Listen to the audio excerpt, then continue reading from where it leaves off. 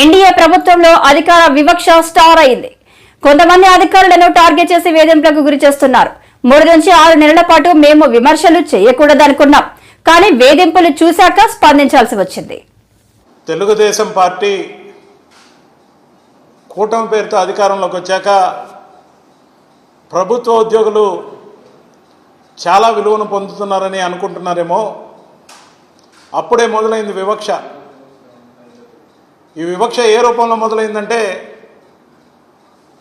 గత ప్రభుత్వం అంటే వైఎస్ జగన్మోహన్ రెడ్డి గారి ప్రభుత్వంలో డిప్యుటేషన్తో వచ్చి పనిచేసిన అధికారులందరూ కూడా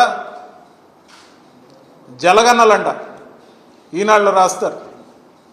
అంటే ఆ లాంగ్వేజ్ ఏ విధంగా రాస్తారంటే ఇప్పటికి కూడా యథాప్రకారం ఏనాడు రాసినా అదే రాత. కాబట్టి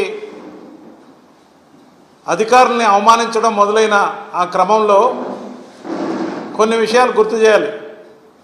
ఎప్పుడు కూడా చంద్రబాబు నాయుడు గారికి ప్రభుత్వ అధికారుల్ని అదిరించి బెదిరించి తన అజమాయిషి చాటుకోవడం తప్ప వాళ్ళ మీద ప్రేమ అనేది ఏ రోజు కనబడలేదు. గతంలో కూడా అనేక తార్కణాల్లో మనం చూసాం.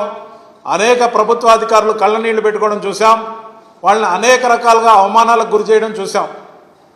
మేము ఇంత తొందరగా దేని మీద రెస్పాండ్ కాకూడదని కనీసం 3 నెలల నుంచి 6 నెలలు ఈ ప్రభుత్వానికి సమయం ఇవ్వందే ఎటువంటి ఆరోపణ చేయకూడదని, వ్యక్తుల పరంగా కాకుండా పాలసీల మీద ఇచ్చిన మేనిఫెస్టో అమలు చేయకపోతే ఆ నిర్ణయాల మీద, ప్రజలకు ఇచ్చిన హామీలు అమలు చేయకపోతే వాటి మీద ఈ ప్రభుత్వాన్ని నిలదీయాలనుకున్నామే. కానీ పరిస్థితులను బట్టి ఈ విధంగా ప్రభుత్వ అధికారుల్ని అవహేళన చేసే విధంగా జలగణలను రాయడం ఎంతవరకు కరెక్ట్ అని అడుగుతూ ఉన్నాం, ప్రశ్నిస్తూ ఉన్నాం ఈ ప్రభుత్వాన్ని.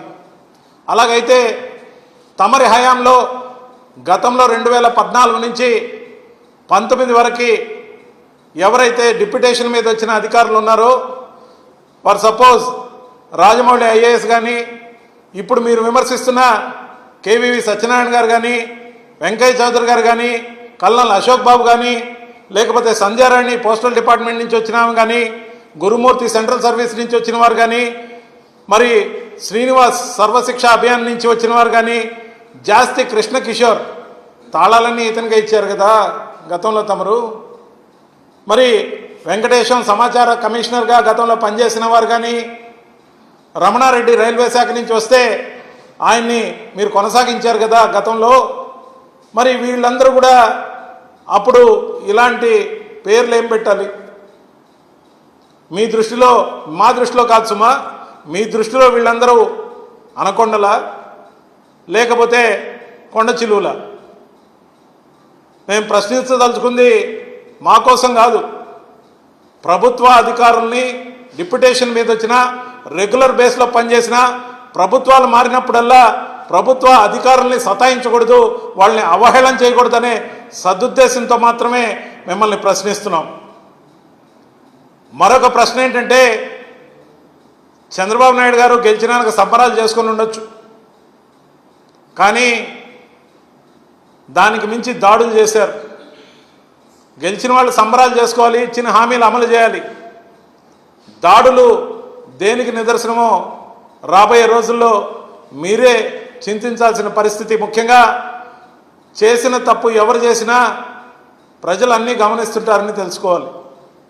దాంతోపాటు జగన్మోహన్ రెడ్డి గారికి సంబంధించి మొన్నటిదాకా ముఖ్యమంత్రిగా ఉన్న వ్యక్తి, అత్యంత ప్రజాకర్షణ కలిగిన ముఖ్యమంత్రిగా, నాయకుడిగా, వైఎస్ఆర్సీపీ అధ్యక్షుడిగా వైఎస్ జగన్మోహన్ రెడ్డి గారు ప్రజల్లో అశేషమైన అభిమానాన్ని పొందిన వ్యక్తిగా, పార్టీ అధినేతగా ఉంటే ఎటువంటి రివ్యూలు లేకుండా, ఎటువంటి సమీక్ష లేకుండా అర్ధరాన అర్ధరాత్రి మీకు ఆలోచన వచ్చింది తెల్లారెవరికి అవమానకరంగా సెక్యూరిటీని తీసివేయటం ఎంతవరకు సమంజసం? అసలు మీరు ఏం కోరుకుంటున్నారు? ఆయనకు చెడు జరగాలని కోరుకుంటున్నారా? లేకపోతే మీ స్పాన్సర్డ్ కొంతమందిని పంపించి కొంతమంది మీడియా వాళ్ళని అక్కడ జనాలను పోగేసి మాకు స్వేచ్ఛ దొరికింది, సంబరాలు జరుపుకుంటాం, మా రోడ్లలో మేము వాకింగ్ చేస్తాం, ప్రభుత్వ రోడ్డు ఎవరికైనా సొంతమే, కానీ రక్షణ పరంగా ఎప్పుడైనా విఐపీలు ఉండే రోడ్లలో చెక్ పోస్టో ఐడి కార్డు చూపిమనడమో లేకపోతే ఏదన్నా పెడితే అదేదో గోరంతలు కొండంతలుగా చెప్తున్నారంటే మీరు జగన్మోహన్ రెడ్డి గారికి చెడు జరగాలని కోరుకుంటున్నారా అని ప్రశ్నిస్తున్నాం. అందుకే మేము మా పార్టీ తరఫున కేంద్ర ప్రభుత్వాన్ని అప్పీల్ చేస్తున్నాం. Z+ సెక్యూరిటీని వైఎస్ జగన్మోహన్ రెడ్డి గారికి వీలైనంత వెంటనే కల్పించాల్సిందిగా కోరుతూ ఆ విధమైన రిప్రజెంటేషన్ని కూడా కేంద్ర ప్రభుత్వానికి ఇవ్వడం జరుగుతుందని తెలియజేస్తున్నాం.